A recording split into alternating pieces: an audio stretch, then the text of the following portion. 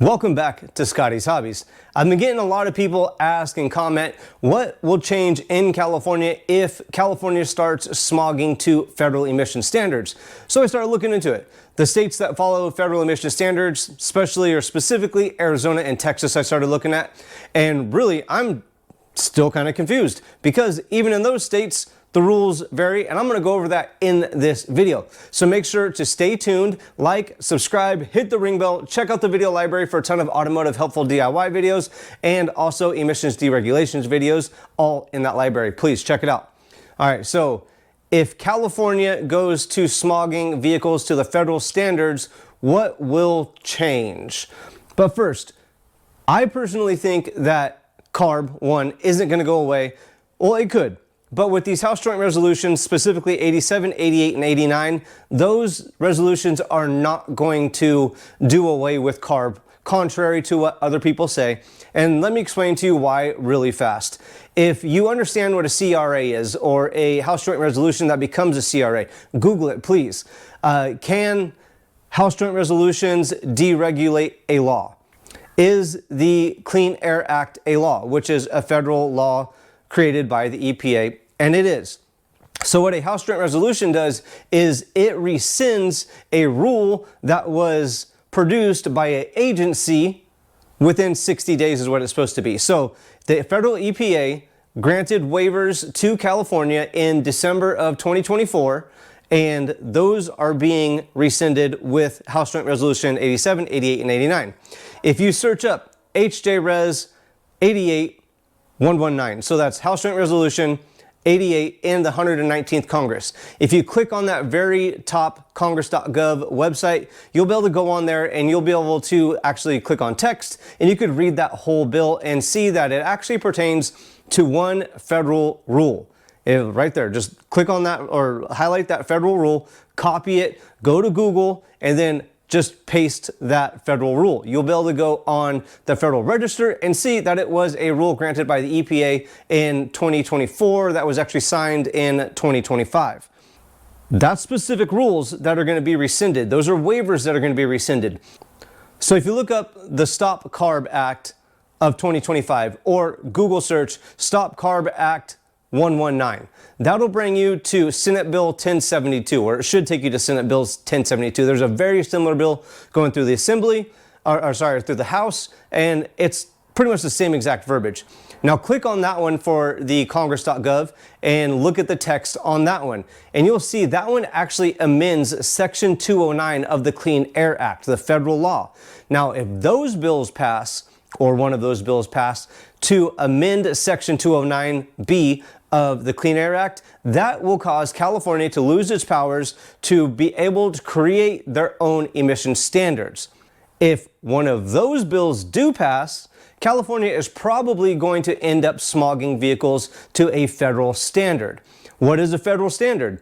I started looking at Texas, Arizona. Those are the two that I looked into. There's many more states that actual smog test to federal standards, but it's still like there's nothing really clear and there's no real set standard for a federal emissions test. You could pick and choose what rules that you want out of that emissions regulation and apply that to your state or area. So in Arizona and Texas, they only smog vehicles in highly dense population areas. So in Arizona, it's like Phoenix and Tucson. I keep saying so a lot. I need to stop doing that. In Texas, it's, I don't know, Houston and Dallas. Not too familiar with Texas. In Arizona, 1976 and newer vehicles are emissions tested, all of them, up until I believe it was 5 years old. Oh yeah, there's going to be links in the description below for you to go check out the facts about these emissions tests. I'll put a link down there for the Arizona emissions regulations and the Texas emissions regulations so you could go do your own research. So go do so, please. Arizona, 1976 and newer gets a smog. All diesels of that era get a smog.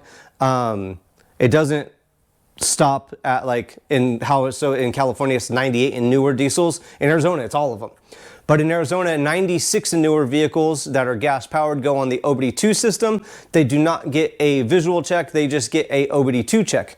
97 and newer diesels go on the OBD2 check and don't get a visual inspection. Unless it's over 8,500 pounds, then you get a visual inspection on either one of those vehicles. For the 96 and older diesels, they get a particulate test. It's like a camera, I believe, and it watches or measures the particulates in the exhaust, and that's how it comes up with the emissions check. In Texas, they only smog vehicles that are 24 years old and newer, up to 2 years old. So what would be right now, you'd be smogging 23 to 96, around there. Those are required for smog inspections, but in Texas, they don't smog diesels at all. It's super weird. Really, it does look like there's no set federal emission standard that every state has to follow. It looks like any state, when they make their rules and regs, they can pick and choose what they want to do out of that emission standard and apply it to their area. Now, will California, if they go to federal emission standards, will they start smogging 1967 and newer vehicles? That's rolling back almost 10 years. Right now, currently in California, it's only 76 and newer that require smog. Really, nobody knows what is going to happen as it is right now.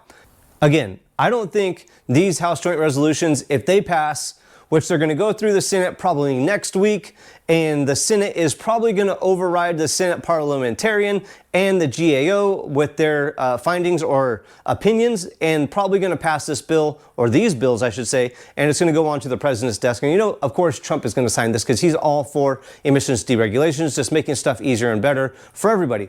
Personally, all of these House Joint Resolutions that are going through Congress right now, I think they should pass. I do not want a EV mandate. I don't want a gas ban. I don't want to make it harder for big rig operators to operate in California. So these bills are all a very good idea to get them to pass, to rescind waivers in California, or that were granted to California during the Biden administration. I don't think they're going to do anything to the Clean Air Act that is going to modify Section 209, which will cause California to lose its powers to create their own emission standards. But if there is something out there that I'm missing that says that any of these House Joint Resolutions are actually going to modify Section 209 of the Clean Air Act, please point them out. I really want to do some research on everything and see what is going on. I could be missing stuff out there, and we're all making assumptions of what's going on. Nothing is currently set in stone. You're going to go watch another channel, they're going to tell you smog's going to be over, there's going to be no more emissions testing, modify your vehicles, do diesel deletes, do this and that. I don't know about that. Also, when it comes to federal emissions, it's illegal to modify your emission system or take anything off in a knowing matter and drive your vehicle. So even if California does adopt the federal standards, they still could do a visual inspection on all vehicles to make sure that all your parts are on there. It will be easier because we won't have CARB numbers, so you could put anything on your vehicle and not worry about if it's going to be CARB approved or not, which is kind of cool too. But everything's really up in the air. Nobody knows for sure what's going on. We're all assuming that we know what's right. I assume, I'm making guesses. I can't say for sure this is it. Believe me, don't believe anybody else. They're all BS. No, I don't know. I'm just reading the rules and regs and trying to understand them the best I can and explaining them to you. And also giving you guys the proper links, descriptions, everything for you to do your own research. So don't just listen to me. Don't just listen to other YouTubers that are expressing their opinions. Do your own research, come up with your own opinion, and then tell everybody about it, I guess. Make your own YouTube channel and let us know what you think about it. I really appreciate you guys watching. I hope this video was any type of helpful. If it was, don't forget to hit that like button if you haven't done so yet. Hit that subscribe button. Hit the ring bell. See me on the next video. Thanks for checking out Scotty's Hobbies.